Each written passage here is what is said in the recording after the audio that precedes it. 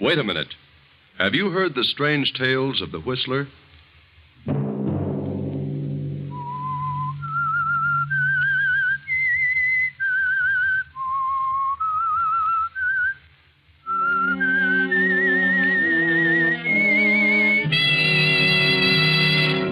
I'm the Whistler.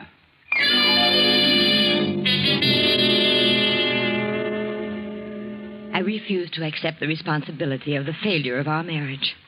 I know who caused it, and I know who she is. I refuse to give you up to her. And so, I have made a decision. Another Sunday night, and again, CBS presents The Whistler.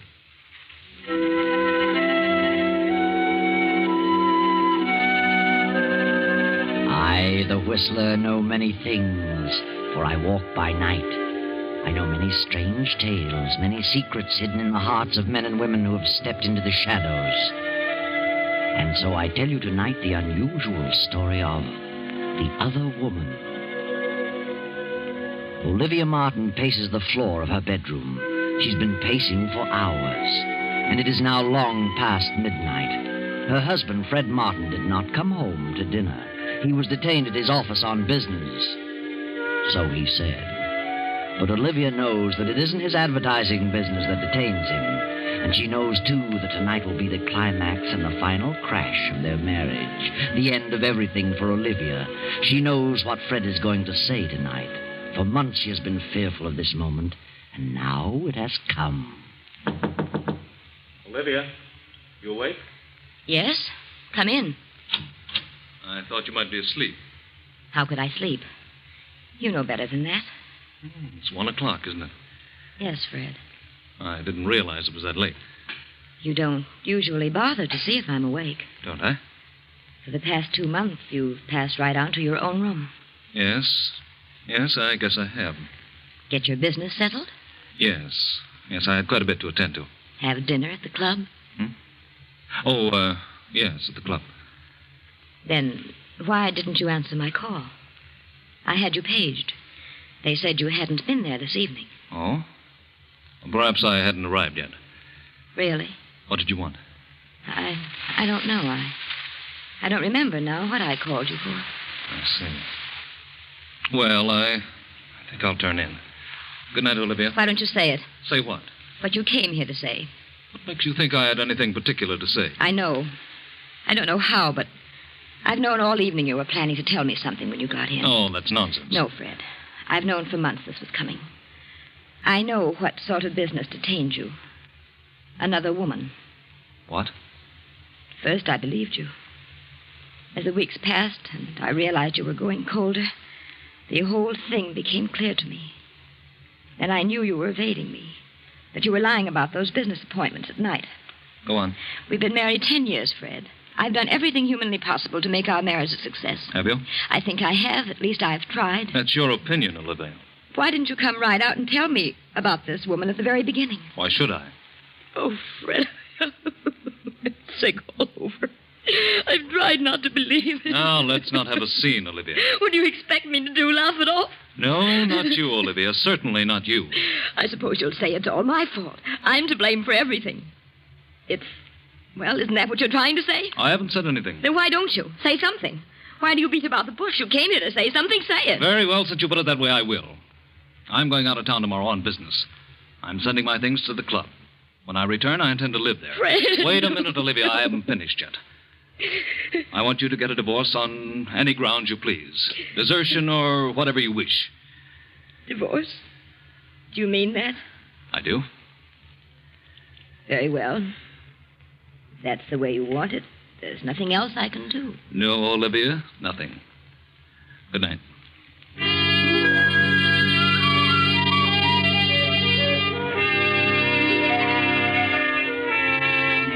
So Olivia sobs herself to sleep.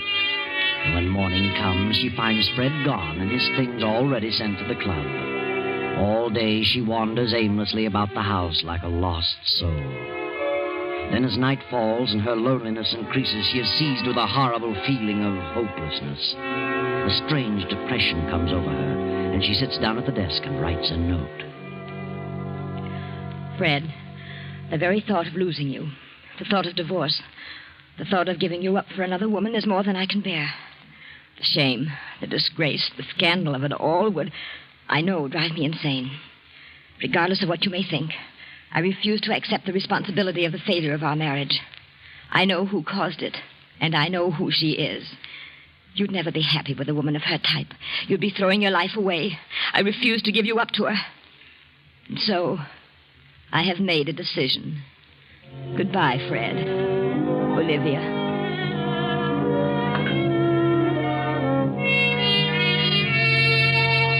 Olivia addresses the note to Fred at his club, steps out and drops it in the nearest mailbox. She wanders about for a while, then returns to the empty house, takes some sleeping tablets, and goes to bed. Then, the next morning at Fred's office, Doris, Fred's private secretary, is going over some papers. Yes? Very well. Put him on. Hello? Yes, Mr. Goldberg. This is Doris Hammond. Mr. Martin's out of town for a few days. Yes. Well, Miss Bartow is head of the art department. I'll have her check on it right away. Yes. Yes, goodbye.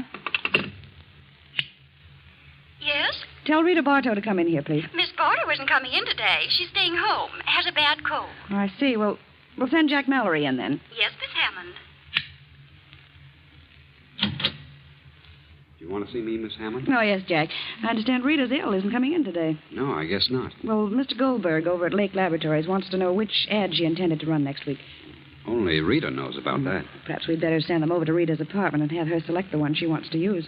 Very well. Who shall I send? Well, I don't know of anyone who'd rather go on that errand than you, Jack. Well, how'd go if you insist? I don't think I have to insist, especially where Rita's concerned. All right. I'll run over there. I thought you would. Thanks, Doris. See you later.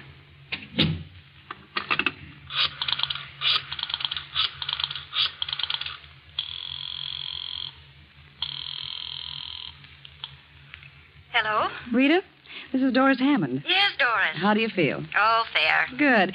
Mr. Goldberg wants to know which ad you selected for next week. I'm sending Jack Mallory over with the layouts. He should be there in a short while. Very well. How I've forgotten which it was. And send Jack back as soon as possible. He'll hang around all day if you don't. I will, don't worry. Goodbye. Bye.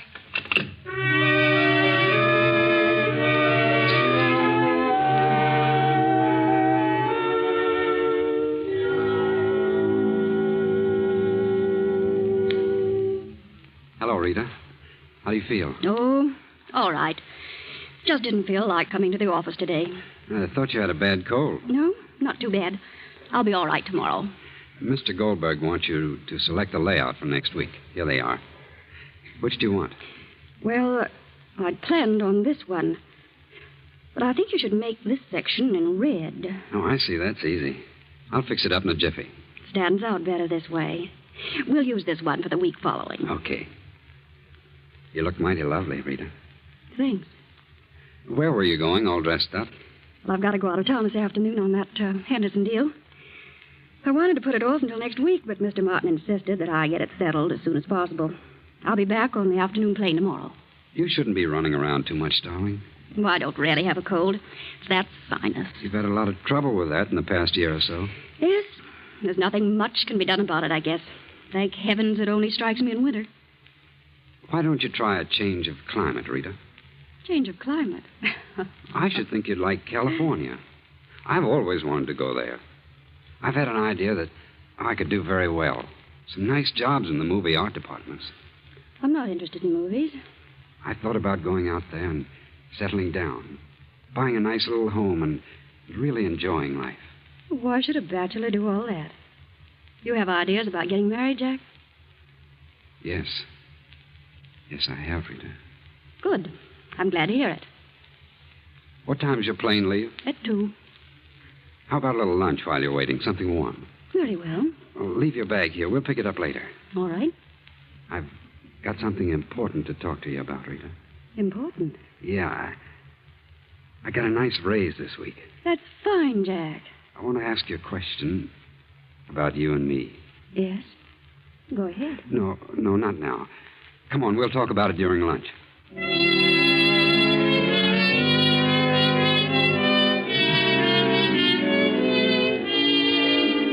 Meanwhile, Olivia Martin, having made a decision and formulated a plan, visits her husband's office and calls on Doris, the secretary.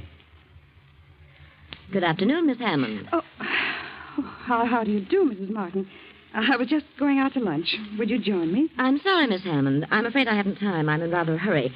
I've a number of things to do this afternoon. Oh, can I help you? I suppose you're quite busy yourself. Oh, yes, my work is always doubled when Fred leaves town. Fred? Yes, Mr. Martin. Oh, my husband. I suppose it does seem strange for an employee to call him Fred. But for some reason, I've gotten into the habit and can't seem to break it. He doesn't seem to mind, however. That's so. I can imagine he wouldn't. After all, you're like one of the family, aren't you, Miss Hammond? Yes, I've been here for 2 years. You've been Fred's private secretary for how long now? Almost a year.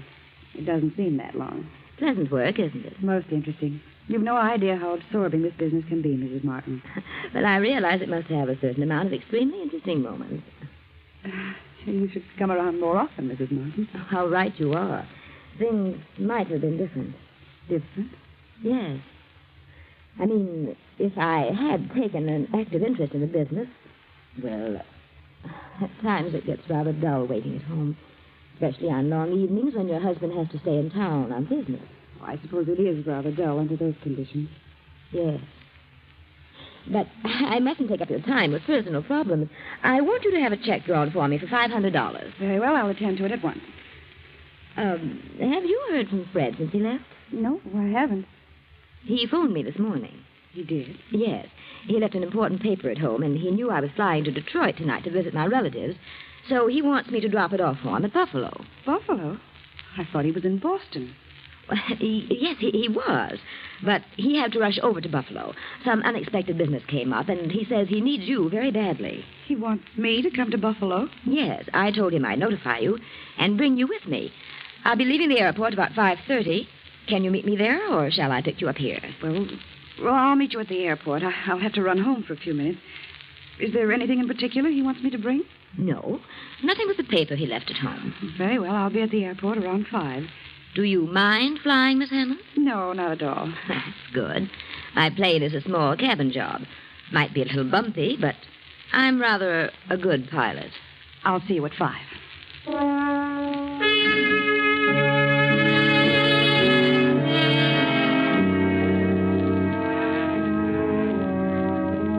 Shortly after noon, rain begins to fall. Round 2, the storm becomes heavier. Then Jack returns. Jack Mallory, where on earth have you been? Do you know what time it is? Yes, I'm sorry. I got to talking and didn't realize the hour. Well, what about the layout? Did Rita select one? Yeah, this one. She made a couple of changes in it. So? What changed? Oh, nothing important. Just wanted this section set up in red. Stands out better.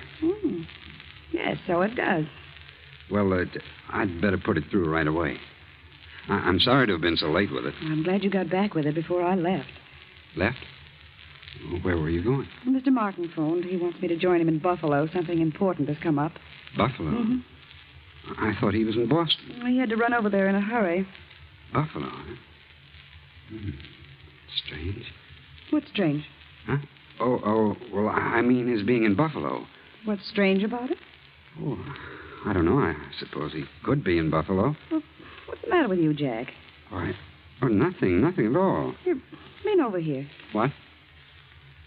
Why? A little closer. What? What's the matter? Well, of all things, now I've seen everything. You've actually had a drink. You, of all people. Well, I don't approve of it as a rule, but I walked back from Rita's place. I got my feet a little wet in the rain. Felt kind of chilly. I was afraid I was catching cold, so I dropped in at a bar on the way back and had a drink. Well, I hope you don't get sick.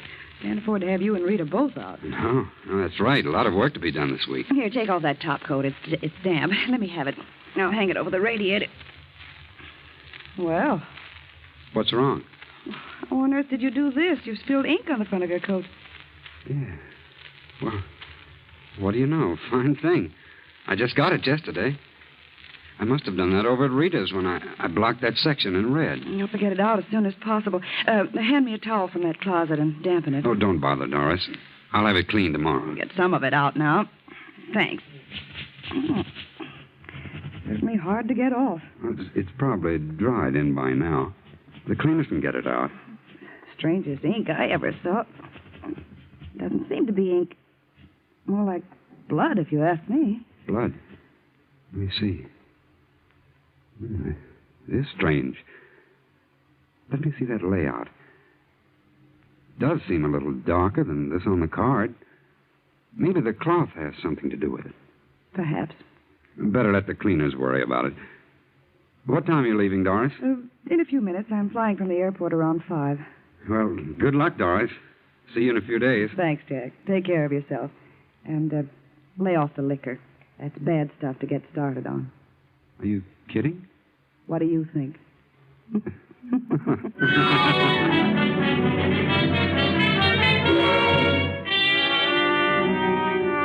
For a few brief moments, Doris stands staring after Jack as he passes through the door to the outer office. Then she picks up the towel, studies it for a moment. Suddenly she tosses it into the desk drawer, leaves the office, and goes home. Then around 5, Doris meets Olivia at the airport. Oh, Mrs. Martin, do you think we should try it tonight? You mean you'd rather not go? Are you frightened? Oh, no. No, I'm not exactly frightened, but... Well, the storm's passed. What's wrong? What? I don't really know. Nothing, I guess. Well, nothing to worry about. I've flown this plane in all kinds of weather. Yes, of course. Well, we're all set. Let's climb in. I wish I could have talked to Fred. I haven't the slightest idea what this is all about. You'll know what it's all about. In no time at all. What? We'll get there in a couple of hours. Don't worry.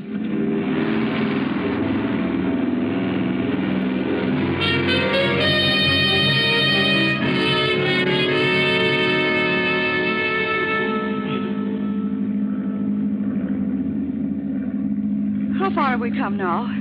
Oh, I don't know. About 75 miles, I should say. Where are we? I can't see a thing. We're not far from Monticello. How can you tell? Can you see that down there? No, not too well.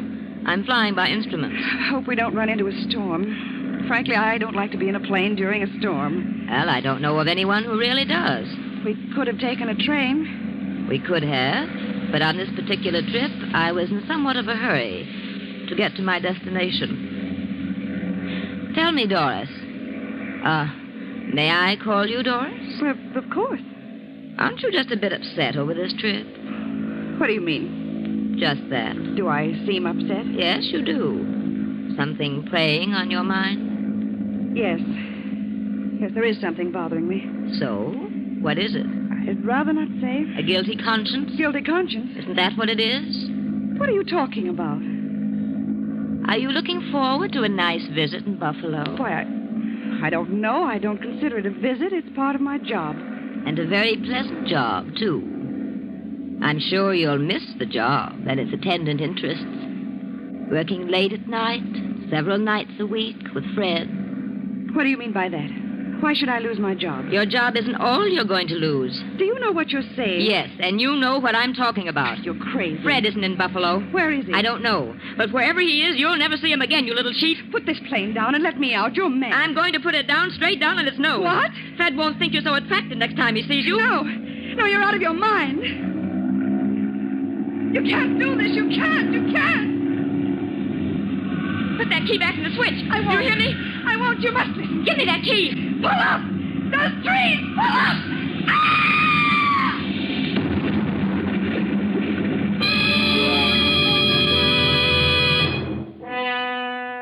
By some strange quirk of fate, Olivia is foiled in her plan of suicide and murder.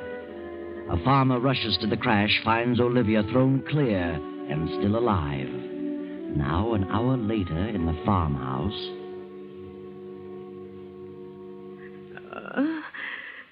Well, how do you feel, ma'am? What? Why? Who are you? I'm Doc Sanders. Doctor? Where am I? You're on Jake Barrett's farm. Found you right after the crash. Believe me, you're mighty lucky. Lucky? What do you mean? You were thrown clear when you hit the treetops. Got off with a few scratches and a couple of rattling good bumps, but not a busted bone anyplace. What happened to my passenger? Well, I'm sorry to say she's dead. Dead? She's dead. Yeah, she wasn't as lucky as you. I'm lucky, am I? Don't you think so? No. No, I don't. I'm not lucky. That isn't the way. Now, take it easy. I know how you feel, but you couldn't help it, ma'am. These things just happen sometimes. No, they don't just... What were you going to say, ma'am? Nothing. I wasn't going to say anything. Oh. Well, they located your husband, ma'am. Jake's driving you back to New York tonight. Now, you'll be all right.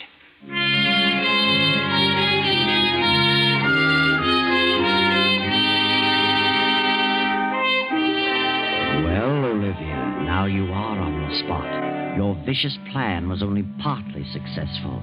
Now you've got to face Fred. And how are you going to explain the situation? How are you going to explain Doris's presence in your plane? Fred arrives in town, spends a few hours at his club. Then in the morning, he visits Olivia. Hello, Olivia. Oh, Fred, it was terrible. Yes, I know. I'm very sorry, Olivia. I don't know what happened, but all of a sudden the motor cut off. I couldn't find a clear spot anyplace. I thought I saw a clearing, but it was more trees. And with no motor, I couldn't pull up. You were very fortunate. Yes, I suppose so. Where were you going? Why, well, after you left, I got to thinking things over, and I just couldn't remain another night in this house alone. So I decided to go to my sister's in Detroit for a while. Mm-hmm. Why did you fly? I don't know. I just wanted to get away as fast as possible. Wasn't it a rather bad night for flying? No, I've flown in worse weather. Storm had cleared. I see. I was never so shocked in my life. Oh, Fred, I'm so sorry. So terribly sorry. No. Get hold of yourself. You couldn't help it. It was just one of those things. I know how you feel. Doris was she was a lovely girl. It's a shame. Yes. She was young. Had everything to live for. I know how you must feel, Fred. Yes, I'll certainly miss her. Can you ever forgive me, Fred? Why, of course, Olivia. I never want to fly a plane again. Never. Tell me, how did Doris happen to be with you? Where was she going? Why, well, she said she wanted to visit some friend in Buffalo. Asked me if I'd drop her off there. How did she know you were flying that way? Well, you see, I went to your office and told her I was going to Detroit and asked her to draw some money for me. Told her I'd be glad to put her down in Buffalo. That's all. I can't imagine why she'd leave the office in the middle of the week to visit friends out of town. That wasn't like Doris. Maybe she had some business to attend to on the side. Maybe. Well, I can't imagine what it might be. Maybe it was personal business. Possibly. Olivia, are you telling me the truth? Why? What do you mean? Have you told me the real reason you wanted to leave town? Well, certainly. Weren't you, running from something? Well, what would I be running from? You were carrying out a plan, weren't you? Plan? What plan? Didn't you have a definite idea in mind when you wrote that note to me? Note? It seems you've forgotten the note. Why don't you tell me the truth, Olivia? Yes. Yes, I did make up my mind to do something terrible. I was going to kill her and myself. I couldn't stand it any longer. But after I mailed it to you, I seemed to come to my senses. I saw things clearly and realized how awful such a thing would be. I just couldn't go through with it. So you decided to forget the idea and go on to Detroit? Yes. I swear I changed my mind about killing her. I couldn't be a murderer. You really expect me to believe that? Fred, you must believe me. You must, please. I know what you think, the note and everything that's happened. That note is certainly definite evidence against you. The note? Yes. Oh, Fred, I swear I didn't. That's easy to say, but the note is too convincing. Where is the note? You must destroy it. Don't tell anyone about it, please, Fred. What time was it when you visited my office? Oh, I don't know. About noon, I think. And you mailed the note the night before? Yes. And you made up your mind to leave town. You went to the office, told Doris about it, and left at 5. Yes, that's right. And what did you do in the meantime? Oh, I can't remember. I'm so confused. I went shopping for a while. Are you sure? I don't know. I don't know, but I swear I changed my plan by the time morning came. You're going to have a hard time proving all that. It's the truth. Why shouldn't they believe the truth? The circumstances all tie in too well. We had separated the day before I moved to the club. Several people knew about that. And in the note, you said you knew who the other woman was and stated clearly what you intended to do about it. I know. Then how else can the police look at it? Police? What do they know about it? They've been putting two and two together. But the note. How do they know what's in the note? They were waiting for me when I got back from Boston. They had already found the note. They showed it to me. That's where you made your big mistake, Olivia. Fred, they really think I killed her, murdered her? They do. What are they going to do? The detectives are here now. They want to talk with you. Detectives? Yes. Yes, I'll be calm. Very well. Come in, Captain Evans. Thank you. Olivia, this is Captain Evans. And this is Lieutenant Davis. How do you do? Good morning, Mrs. Martin. Did you gentlemen wish to see me? Yes, would like to ask you a few questions. Yes. Yes, of course. But I haven't done anything. I'm absolutely innocent. Yes, I know, Mrs. Martin. We don't want to upset you. Just answer a few questions. Very well. Is it true that your husband left you a few days ago with the idea that you were to get a divorce? Yes. He took up residence at his club? Yes. You believe that your husband was in love with another woman? I did. Did you know who that woman was? I did. Did you object to his leaving you, getting a divorce? Yes. Yes, I did. Well, after he left you, did you write this note to him? Yes, I wrote it, but You mailed it to his club? Yes. Next day, you got some money at his office, about noon, and exactly 5 o'clock, you took off in your plane. Yes, but I'd changed my mind. I couldn't go through with it, and I didn't. I swear I didn't. Where were you, Mrs. Martin, between noon and 5 o'clock? I went about town. I did a little shopping. I don't remember what else I did. Can you prove where you were during that period? No, I don't see how I could. No one was with you during that time. Did you frequent any establishment where you were known? No, I didn't. I saw no one I knew. Are you sure, Olivia? I'm positive. What difference does it make where I was between noon and 5 o'clock? It makes a lot of difference.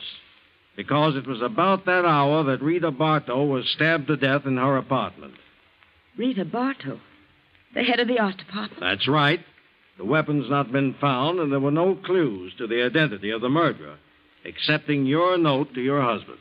But Rita Bartow? What have I to do with her? You said in your note here that you knew who the woman was. Rita Bartow was the other woman. What? Then what about... What about who? What were you going to say? Nothing. I wasn't going to say anything. Not one thing. Oh, yes, you were, Olivia. Yes, you were. You were going to say that you killed the wrong woman, poor, innocent Doris Hammond. Of course, we know you didn't kill Rita Bartow, because Jack Mallory killed her when she turned him down and said she was going to marry Fred Martin. And Doris was the only one who knew about the bloodstains on Jack's coat. She was the only one who could have pinned it on Jack and cleared you, Olivia. But Doris is dead now, and you killed her. Killed the very one who could have saved you. What a shame.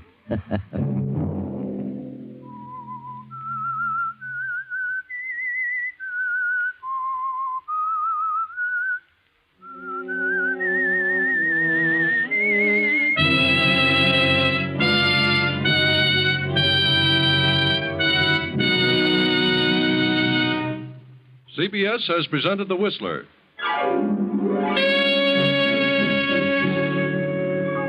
Next week, same time. I, the Whistler, will return to tell you another unusual tale. Good night. This is the Columbia Broadcasting System.